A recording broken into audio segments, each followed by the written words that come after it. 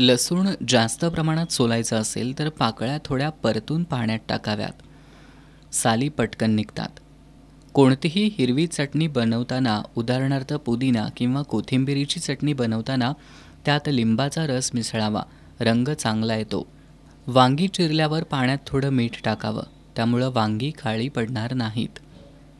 चकली जर कुरकुरीत व्हावी असं वाटत असेल तर भाजणीच्या पिठात कडकडीत तेलाचे मोहन आणि गरम पाणी घालून मळावे. चकली छान करकरीत होते. पालेभाजी पातळ करायची असेल तर भाजी नेहमीप्रमाणे फोडणी करून चमचाभर बेसन पीठ लालसर भाजून एका वाटीत पाणी टाकून कालवावे.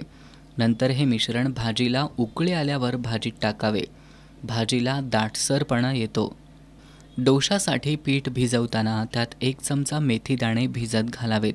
डोशाचं पीठ छान फर्मेंट होतं आणि चव छान येते. बासुंदी बनवताना त्यात 2 चमचे मिल्क पावडर आणि थोडीशी काजू पेस्ट टाकल्यानं बासुंदी लवकर दाटसर होते. नंतर थंड झाल्यावर फ्रीजमध्ये ठेवावी. अनारसाचं पीठ मळून येत नसेल तर त्यात 1 केळ टाकून मळून घ्यावं. अनारसे छान होतात. काकडीची कोशिंबीर बनवताना ती किसून वापरावी. कोशिंबीरला छान चव येते.